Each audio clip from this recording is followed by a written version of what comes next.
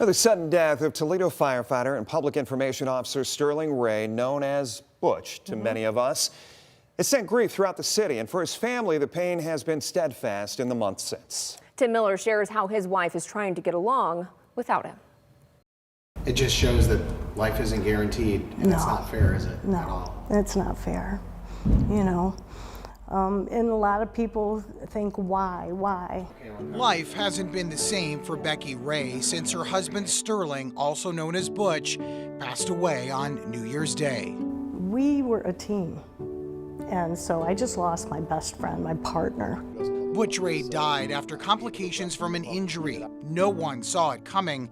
He was just 57 years old. So grateful for all the first responders that came, and they were, you know, getting him out to the rig, getting him to the hospital, and the hospital for all their efforts that they did to try to save his life. When Butch died, he left behind his immediate family of Becky and their adult sons, John and Caleb. Oh, I'm still trying to get through it. There are days where I just, me and the boys, we just don't want to believe it's real. And we just keep thinking he's going to come through the door, that he's out on an interview. Her tragedy came exactly 1 year after what she thought was her toughest loss. I lost my mother December 31st, 2022, and I was her caregiver. And for him to pass away a year and a day later, it's hard. But I thought it was awful with her, but I've never known a sorrow this deep. So I think it will take a while, but I know with the grace of God I'll get through, and so will my boys.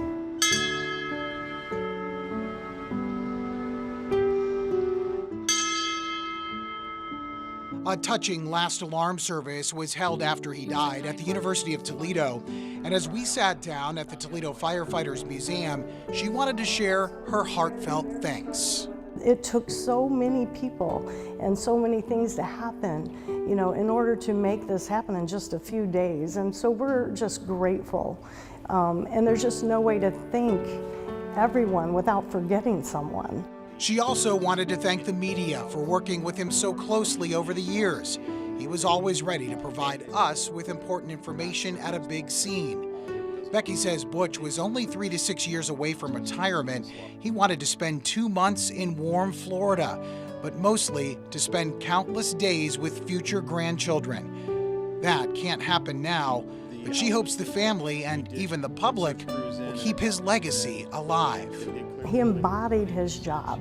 You know, if we could all take a little time and have that kindness, that compassion, taking time to serve others in our community, I think we could, you know, honor him and his legacy, but it might make our world a little bit brighter place, our community. In Toledo, Tim Miller, WTOL 11. Now, Butch was very important to us, like his wife said, to the community. So Butch was deeply affected by the 9/11 terror attacks. He actually went to some of the firefighters' funerals. Yeah, when those happened, and he is also buried at Toledo Memorial Park right there in the 9/11 First Responders Memorial.